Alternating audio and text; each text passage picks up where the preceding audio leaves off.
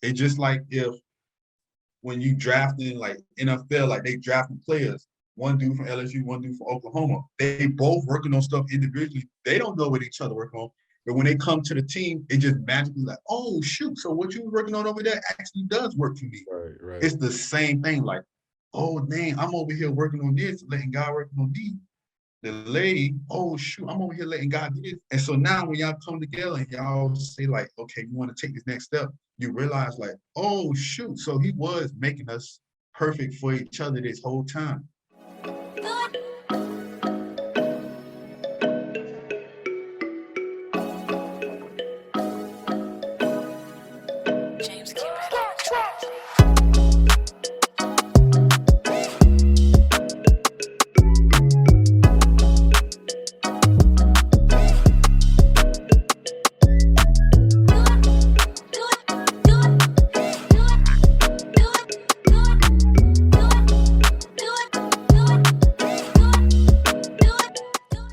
What's going on, everybody? Welcome back to another episode of Tell Me What's Good. I'm your host, Willie Love, and today I got my boy, Josh Cox. Josh, how you feeling tonight? I'm good, man. Can't complain at all. I'm good. How you doing? Man, I'm doing good. I'm doing great. It's been a little minute, so feel good to talk to you and catch up and see, where life has took you since we left Cookman. Yeah, I'm here, man. Let's get into it. Most definitely. So first and foremost, like I said, you're one of the most humble people I know. You got a fun, loving spirit. So kind of explain to us and tell me where that came from. And I've been this way since I can remember. Always just being optimistic about everything.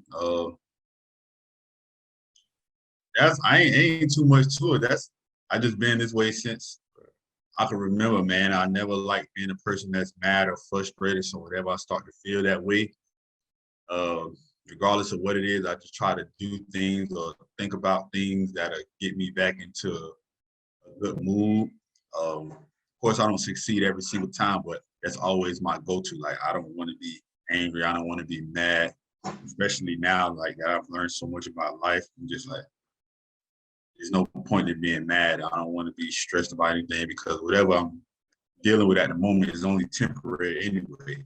Right. So that's how I always looked at it, and I'll continue to do it that way. Most definitely. So how did you balance that, with the frustrations of college, the stress of college, how did you balance just not letting everything get to you and upset you? Just a lot of prayer, honestly. Especially when I gave my life to Christ my freshman year, like it became easier to just pray about every single thing. Going into the studio with y'all, you, Brooks, Yanni, being with Mr. Shaw, like just being around people that I knew would just always keep me uplifted. Bobby, Dominique, like that's what I did. I stayed around y'all. Stayed around my friends in the choir, like going out to play spades or going into the CCE, playing the game, playing pool. Like I just did those things whenever I felt any kind of way about whatever was going on in college. Just literally, bro, I always want to be in a good mood. Exactly. So you ran for Mr. BCU. So talk me through the process of what made you want to actually do that. All right. So before I said, I got to give a little background on that. So when I first got to Cookman, I didn't want to do anything with student leadership. Like I had just got out of high school, barely passed. And so when I got to college, I said, man, I'm just going to lock in and just focus on my grades. And that's what I did. And my dad would tell me, man, you need to get involved. Like when you get involved, you travel, you do all this. And I told him, I said, I'm not doing that. I'm here. I ain't finna do anything that could take my focus off of school. Because I know once you get into extracurricular activities, that's just more you got to add on your plate. And so I was literally like set on that. And then as time went on, I started, getting more known around campus. It started like my mind just started expanding. Junior year, because you start running the year before your senior. Siani, my friend, she had a dream. We were going to Mr. Caputo's class. And this is early in the morning. And right before we got inside the mass comm building, she said, Josh, I had a dream last night that you were Mr. BCU. And it was just random. I said, what? She said, yeah, I had a dream you were Mr. BCU. And then so by this time, I'm not thinking the same way I used to think. Like I gotta hang at college. I know how to I got my responsibilities in order. I know how to handle those things. I was like, man, all right, bet. Let me just try it out. Let me see. And I went to the interest meeting, saw a couple of friends there, and I put in my application. I had the grades, I had everything to do it. And in the middle of like them choosing the candidates, because it take like a week for them to process the paperwork and all that. Uh, I ain't gonna say who, but somebody came up and told me, they said, bro, everybody else that's running not even qualified. Like they don't got the GPA. They said, you basically got it. Right. And I was like, dang, that's when I realized like that was something I was supposed to do. Right. And so when it came out, that's what it was. When the results came out, well, not the results, but when they finally said, okay, these are the candidates that can run, my advisor told me, she's like, Josh, no one else is qualified. So you're already Mr. BCU. You can choose to do a campaign if you want. I did something, but I didn't do much. I wasn't gonna spend no money on nothing if I didn't have to. And the rest is history. That's how it went. And like I said, you're probably before that you ran anything like that, I wasn't paying attention to the Mr. BCU. So when you ran that kind of like, okay, well, all right, cool. So yeah, being that you had that personality, you had, you one of the legends around Cookman campus. So how did you use that as leverage, to excel in your role as Mr. BCU? Honestly, man, I just did what I always did around campus. Like I got known from like hanging with certain people, playing spades, just being myself, always loud and just mess with everybody and doing photography around campus. And I just said I'm going to do the same thing. And that was having that mindset. It worked for me in the end, but that was even the process when I first got elected, because I felt like advisors and certain people now were trying to change me and turn me into what I thought was going to be somebody else. Right. And it worked for me because I said, bro, like, ain't nobody vote me in this position. I was given this position because people weren't qualified. So I'm supposed to be here. So y'all either gonna kick me off the court or let me be me. That's why I still walk around how I did, gym shorts and all that stuff. Like I ain't have the suits and everything like that, but that's why I did what I did, because I'm like, I made it this far being myself, and I'm gonna keep being myself. And yeah, that's how that went. Most definitely. So you spoke on photography. So with photography, where did you pick up that passion? Like when was it that you realized like I have a passion for capturing moments, capturing other people's happiness? When did that all start for you? It started so 2015. So I think that the summer before 2015, going into that school year, like the freshman year, because I picked it up 2015, which was my sophomore year. So freshman year, we in mass comm, and I started just learning more about the cameras, which I had always been doing since middle school, but I started learning like it in a different way. And so I thought I wanted to go into filming, like making movies. So when we would go like different trips, like we went to Savannah, Georgia, and we went like one other trip, and then a couple of times to Cox Media. I would always talk to people about like filming, like how do you do that? Like what does it take? And like that summer, I got a small, like I wouldn't even call it an internship. Like it was like a little gig as a production assistant. Um, I believe the company was called Turns Out Media. I know the owner was Julian Camacho. I still remember his name. And I was on set helping them out. And so when we had downtime, I talked to some of the guys that were filming, and I said, man, like, how did you get to where you are?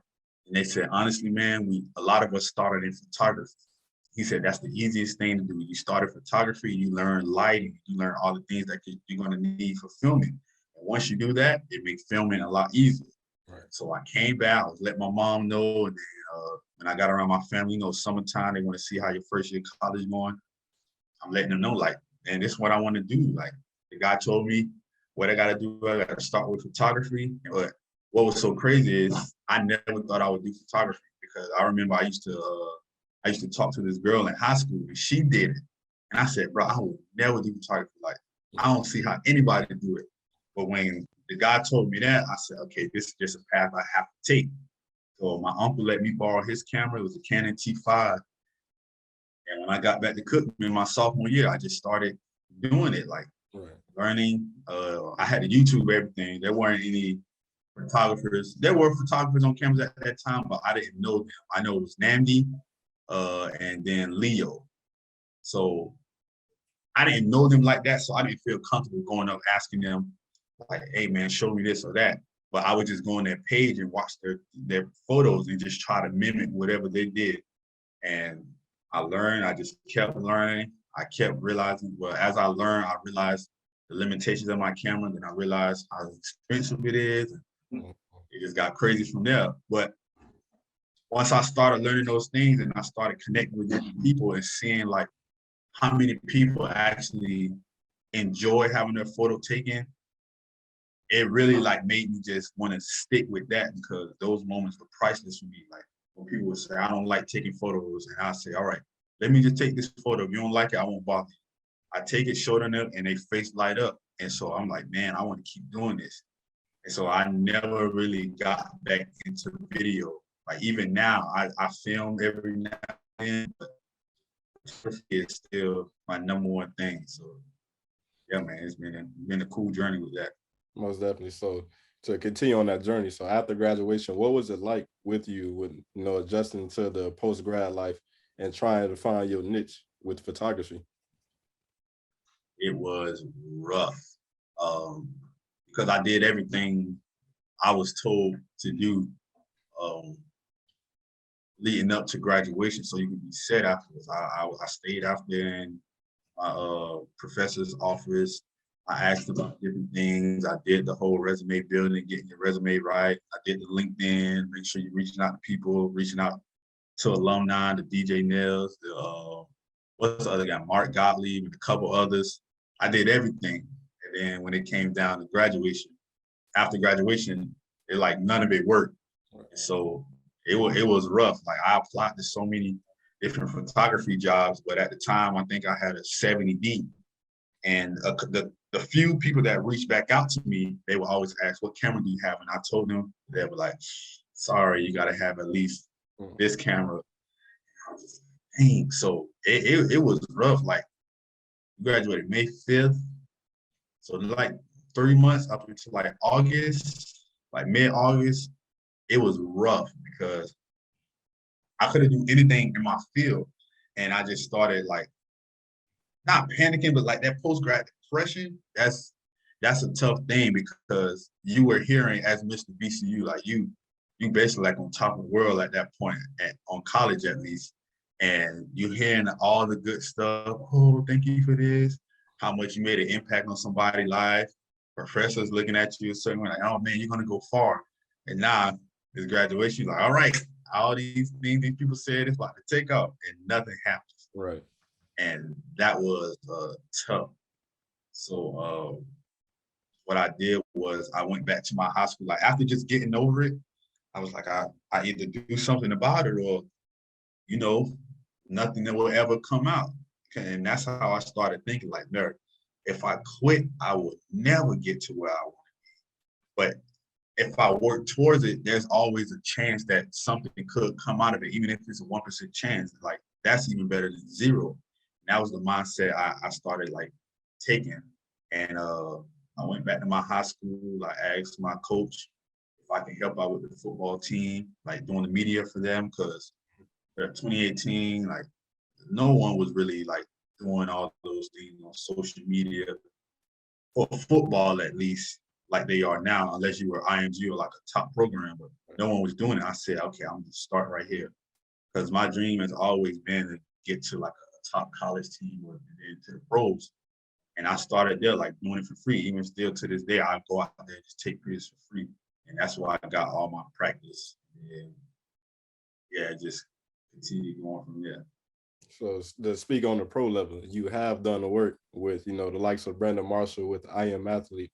So Yeah. how did that come about? Because just like I'm watching your work and seeing the things you do, then out of nowhere you are around Chad Ochocinco, Fred Taylor, Brandon Marshall, Chandler. Yeah. Like, how did the opportunity present itself?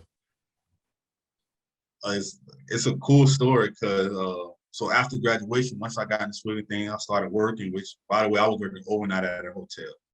Never work overnight. That's impressive.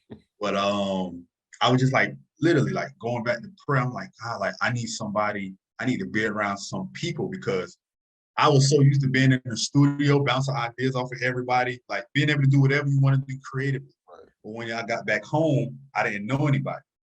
Like, and I was like, I would literally just pray about that. And so every day I would just go on Instagram, like looking for different people, like typing in hashtags, like Fort Lauderdale photographer or South Florida creative, like different things like that. And I came across this girl's page, no, not girl, lady page, creative storytellers. So I DM'd her and I emailed her and I DM'd her. Right. And she agreed to sit down with me. And so we met at Starbucks and we talked, and I ended up finding out that she knew Will. And I was like, that's crazy. So she called Will on the phone. We were talking. She was like, oh my God, he was like, how did y'all meet up? We told him and all that. And then from there, it's like she gave me an opportunity. Like the first job she gave me was creating a flyer for Dante Hightower, who played for the Patriots at the time. And that was nervous because I'm looking at her like, oh crap, I can't mess this up. To this day, I still don't think I did a good job. I tell her all the time. But that was the first opportunity she gave me. But the cool thing about it was she never gave up because she saw like some of the work I was doing and I would show her. And she saw like the potential there. Right. And so, like I said, like, just staying positive, telling myself like, you're either gonna make this work, you're either gonna keep trying, or you're just not gonna do anything at all. I just kept getting better. And then we stayed in contact. I got to meet like her creative friends, and I found out they had a studio, and everyone in the studio did exactly how it was literally like being right back at the studio. Right. You had Joe doing photography. Will was popping in every now and then doing photography and videography. You had a girl named Desiree. She was doing photography and modeling. And then you had Mark Lee. He was a YouTuber. He does filming and photography. So it literally felt like I was back in the studio just with a different set of people.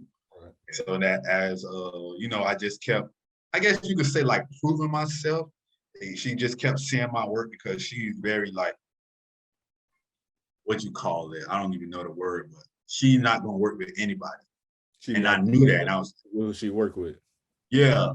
And I knew that. So I'm like, man, I gotta keep doing this. Cause literally every time I always thought about that Dante Hightower flower, and I was like, man, this flower really sucked. And so I always just wanted to do better from there.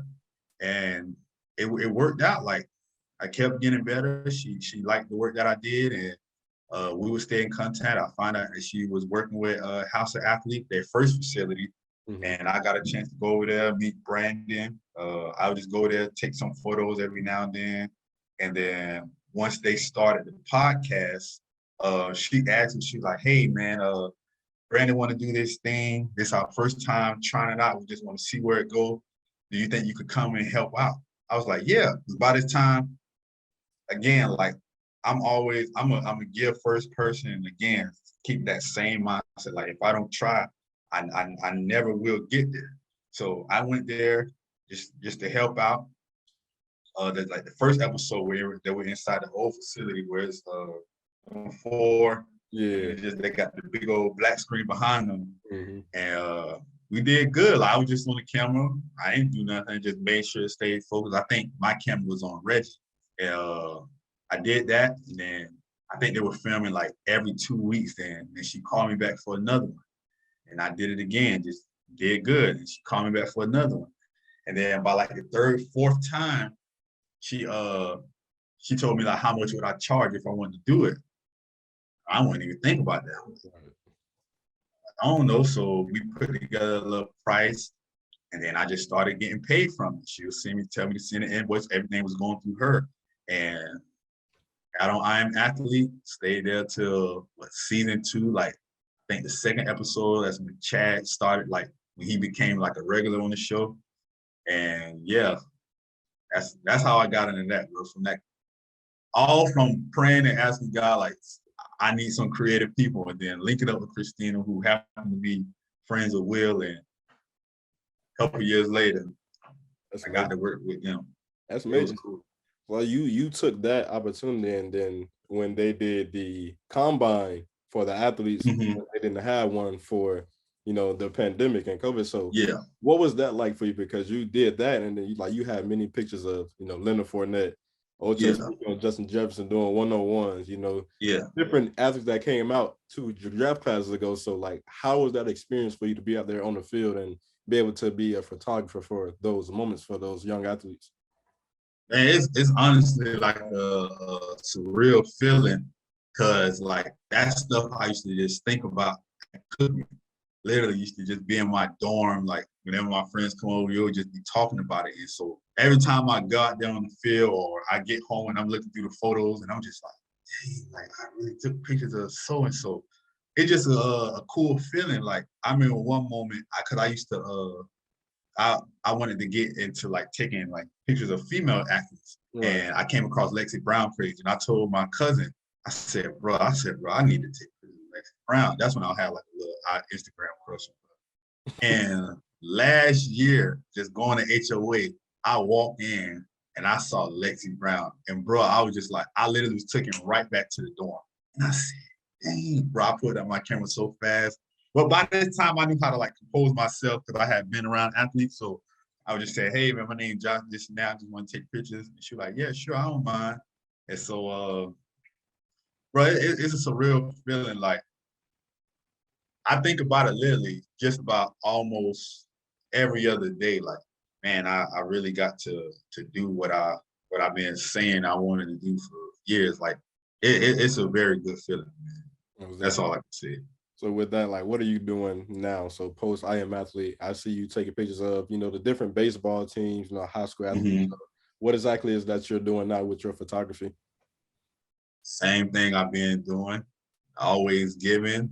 One thing I always did was like whenever I work with anyone or I want to work with someone, I want to give. Like that's always been my thing. That's something I learned even from my friend.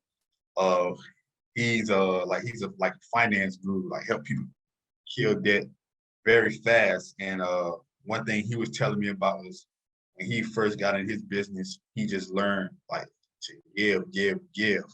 And so I took that same thing. And I'm like, man, like he applying this principle better than me. And I'm supposed to be, the saved, the Christian supposed to be doing this. And I had to check myself, like, man, I need to, really do that. And so that's what I do now, man. Like even with all that, I still go back and I like to my high school. That's the main thing I do.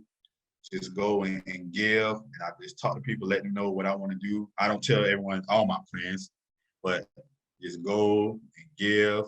When I take pictures of certain athletes, just ask for their number. Hey man, let me get your number and your email. I know 9 out of 10 they're gonna give me their number, so that's boom. I learned how to make that connection like that. Now I got them personally, and I just give, give, give, and then over time, like they say, hey, so how much would you charge if want to do this and that? Every now and then you get some people that try to take advantage of you, which that's easy to spot out now. But that's all I'm doing. Like even now, I know HOA getting ready for they're gonna have like another like preseason thing. I haven't been to HOA in months, but I'm gonna do the same thing I always do because it works. Like I ain't gonna switch up the formula. I ain't gonna be like, all right, I'm here now. Let me switch it up. No, my price is higher now. My resume is 10 times better, but if it ain't broke, don't fix it. Do the Right. same thing you did to get you there. Just do it better. It's just like being a pro athlete. Like, bro, you got to work hard to get here. When you get there, work even harder. So it's the same thing. You got to give to get where you at and give better. So like, yeah, it's a simple principle. Most It's definitely. that's all I'm doing, bro. Giving and the opportunities, like it's finding its way the same way it did with House of Athlete. Most definitely.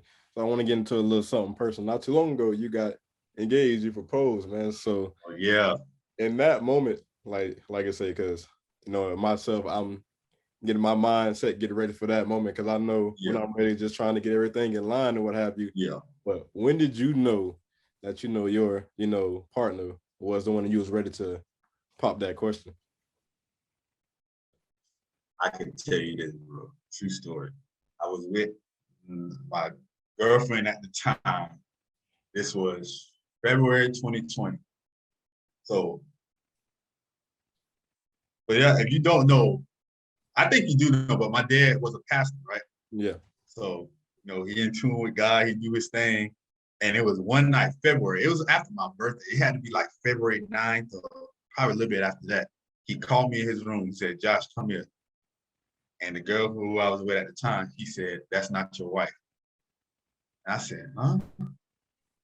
He said, that's not your wife. So you take care of that, doing this and that. My mom just basically like co-signed what he said. He said, all right, God, well, this is what you said. And I took my I believe my dad because I seen the life that he lived, so it was easier to believe him. And so I was like, all right, literally, but that was a Sunday night. Monday, so I said, hey, can't do this anymore. And I ended it. 5 years. Like it was hard. Like it wasn't like, oh, I was ready for this anyway. Nah, it was hard to do, but like, man, when I say I want to be wherever God want me to be at so much, it was like that what made it easy to do it. So like 3 days later, literally, it was either 2 or 3. Uh, my my homegirl, like we grew up. We didn't grow up together, but I knew of her because her mom and my dad used to work together. And Right. so she'll come by the house every now and then, drop things off and all that. And we were in my dad's room and out, like we were praying. It was my dad, my mom, my brother-in-law, my sister, my other sister, me, and my homegirl at the time was Yaz. Mm-hmm. So we just so happened to like just pray that night. And then right after we prayed, my daddy looked up at me. Then he looked at Yaz and he said, that's your wife. Literally, bro, like 2, 3 days later. And so my brother-in-law bust out laughing. And so we all just looking around like, What are you talking and about? yeah, literally like, huh? But I was like, all right. And it was rough. Like that was very that was rough. Like a good year and 3 months. See, that's her right there. For like a good year and 3 months, it was rough. Like me just figuring out how to do this the right way. Like, and I want to say about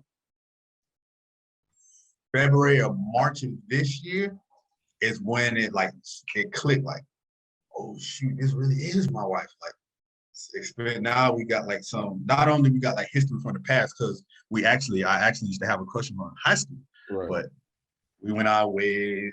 She did what she did. I did what I did. And so like, not only did we got that history, but now we got like a year of just like doing things, trying to learn each other, growing, and just making mistakes and all that stuff together.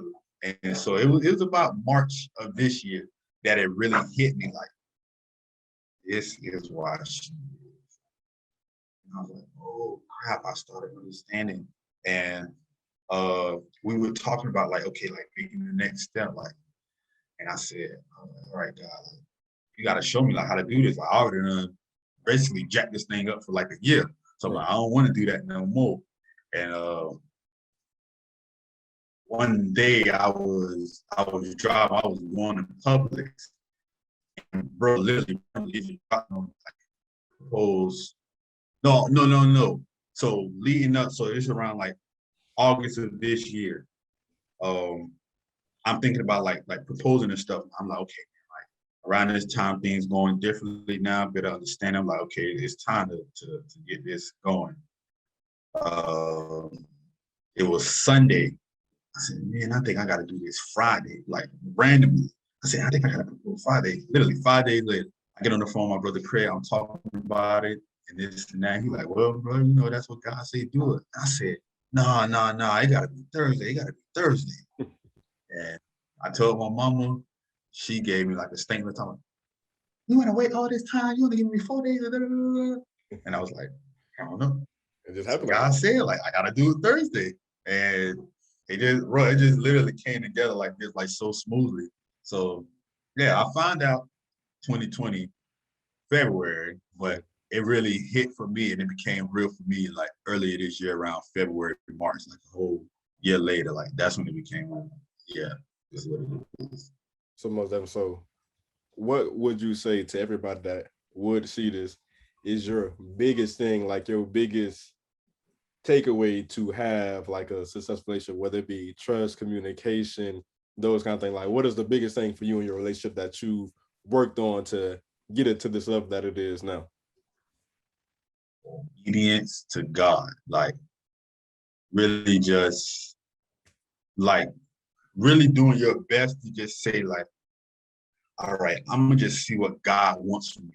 Cause you know, a lot of people, and I would talk to some people about it. Even me, like I was like that at one point. You know, you say, "Oh yeah, God first," and then you just go on about your day. Like when you're making plans or you're just trying to do whatever. You know, we don't stop to just say, "Dang, is this what God really want me to do?" We just, "Oh, this is what I want to do. This is what Josh want to do. Let me go do this. Oh, Josh want to go buy this. Let me just go buy these shoes. Josh want to, go here. Let me just go here." But like, literally, like just start just saying like, man, God, like, what do you want me to do today? Literally, just like a simple question.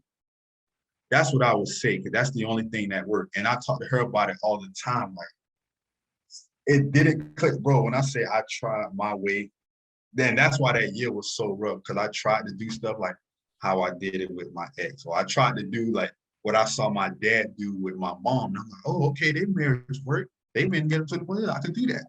It didn't work. Try to do stuff I did with my ex. Like, oh, well, girls like this. I talked to plenty of girls and it didn't work with her. Like, bro, when I say I literally tried, not like just like purposely saying I'm gonna do it my way, but when you just live in life, like, oh, okay, well, this works. This always works for me. Like, I'm Josh. I like doing this. If somebody get me mad, I just walk away. That's how I always been. But with her, me working that way didn't work for her.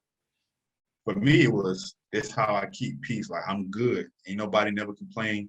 But the things that nobody never complained of, made an issue about, she made. She didn't make an issue. It was just naturally an issue for her. And so I was like, dang, like I gotta change everything. But once I just started like stop thinking about myself and just like, okay, let me just do whatever like she wanted. Like not in a not in a like in a way that because that can come off like, dang, bro. So when you get time for you, it's not that. It's just like not thinking about yourself and just thinking about somebody else. Like, Because that's the whole, like happy wife, happy life type thing. Like that's when that start getting put into practice. Like, okay, make sure this person is good. And then in return, you're automatically going to be good. And so that's when I start seeing that actually be true. So that's what I'll say, man. Like just literally like every day, just start with something, bro, literally small. Like it'll literally be days I ask God, like, man, what should I wear today? Literally, like, I just want God to know, like, I'm not doing this just for me. Like, you put me here. So I have to consider you. When I'm on the field, bro, like, I was literally like, Lord, like, show me what shots you want me to take. Like, help me, bro, it's practical stuff that sound like, bro, that don't work, but it legit works. Like, I can't explain it. I wish I could. That's the only thing I can say. Like that's all I started doing, and that's all I do now. Like, so that's the biggest thing, bro. If you want to like a successful relationship, especially today with how a lot of things are going, a lot of people don't believe in marriage, and just a whole bunch of roads just being jacked up now. right. Man, you just say every day, like, man, what should I do? Because it's not even about like you don't even have to ask like concerning like for you don't have to do it concerning your girlfriend because what I've been learning even from talking with my mom, my uncle, my cousin and them like about marriage, it's like it works on you. So you don't look at somebody like it's you asking God like what can you do to make you better? Because if he say you and somebody supposed to be together, that means he already made it like match like perfectly. Right. So if you become all God wants you to do, and B, and she works on herself. Like y'all doing this separately, that means however he make y'all, it has to work perfectly because y'all allowing God to do this like together. It's just like if when you drafting like NFL, like they drafting players, one dude from LSU, one dude from Oklahoma, they both working on stuff individually. They don't know what each other working on. But when they come to the team, it just magically like, oh shoot, so what you were working on over there actually does work for me. Right, right. It's the same thing. Like, oh dang, I'm over here working on this, letting God work on me. The lady, oh shoot, I'm over here letting God do this. And so now when y'all come together and y'all say like, okay, you want to take this next step, you realize like, oh shoot, so he was making us perfect for each other this whole time. So yeah, I hope that makes sense. I made perfect sense. Nah, I ain't gonna hold you. I was trying to fight back. I got teared out. I don't know what it was, what happened, bro. I got teared out for a second, so I'm gonna be real with you. I don't know what it is, but it got to me. So now I appreciate that. So lastly, before I let you go, yeah, what last piece of motivational advice could you give, young adults or even people that's been out of college a couple years that's just not where they want to be yet, or maybe on the verge of giving up? What advice could you give them to uplift them and keep them going to continue to pursue their dreams and their goals and their career aspirations? All right, I got like two. I think about this stuff all the time. I have like two. So for people in college, Rose, if you're in our field, if you're in mass communications, stop worrying about your grades. Y'all getting in college, thinking about grades, bro. Ain't no the rest. People don't even know what Bethune-Cookman is. You know how many people I have literally told I went to school and it was like, oh, what's that? Where is that? I say, oh, in Daytona. You know what they say? Oh, Embry-Riddle's up there. That's the only school they know. Bro, nobody don't care about your grade. Nobody don't care about what you did on campus. Nobody don't even know what Mr. BCU is. Bro, focus on your craft. That's it. Lock in on your craft. Give. And then what I say for people like, go, getting ready to leave college, or just like in the world in general, man, just be patient and don't give up.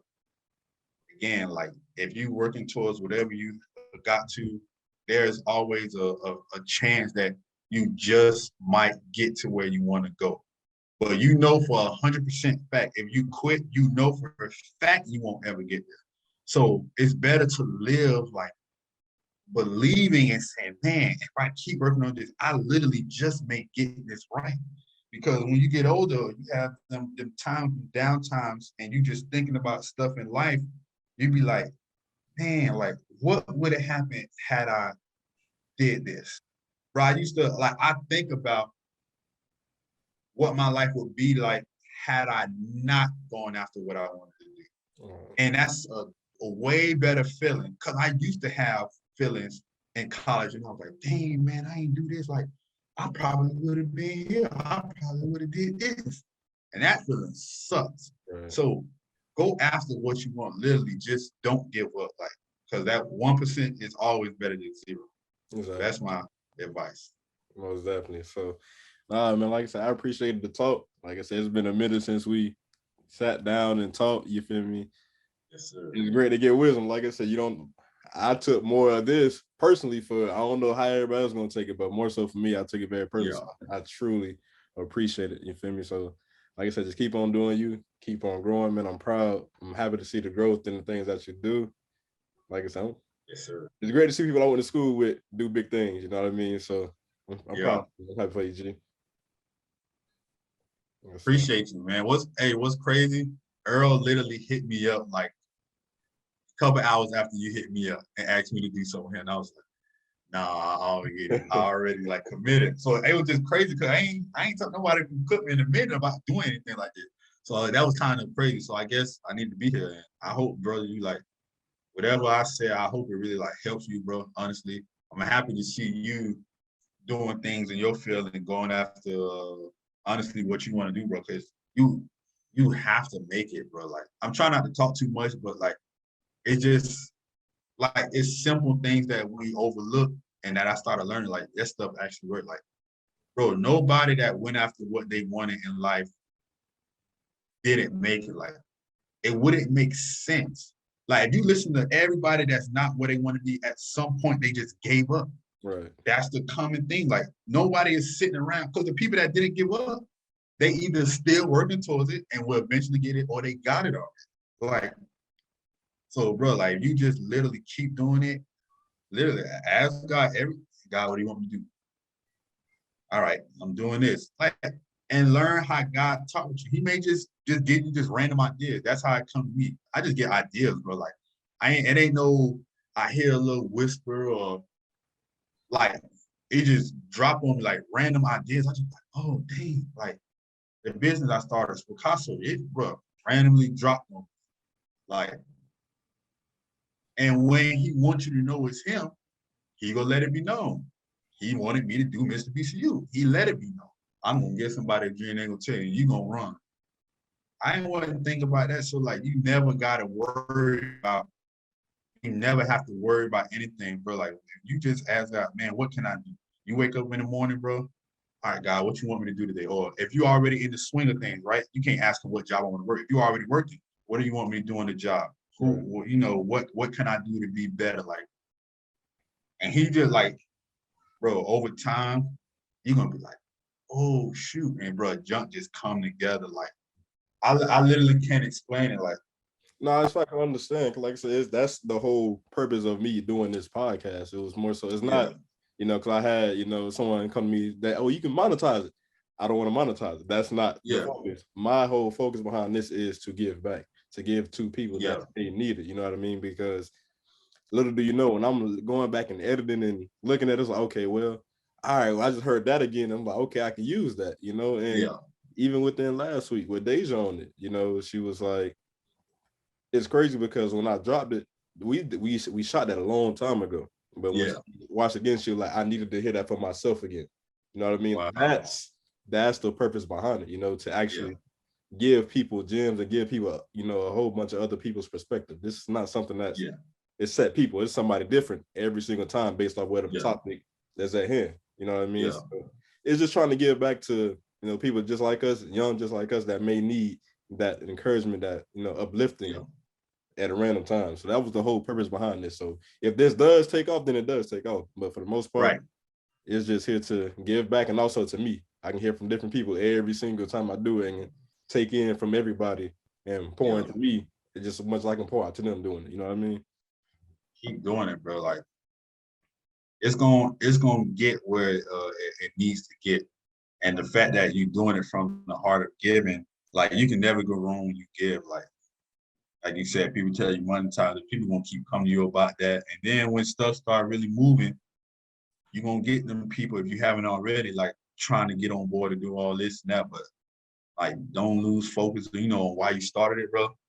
And I'm telling you, it's gonna get places that you never thought it would. And you're gonna hear stories you never thought you would hear. You're gonna have personal testimony you never thought you would have, or you just dreamed about.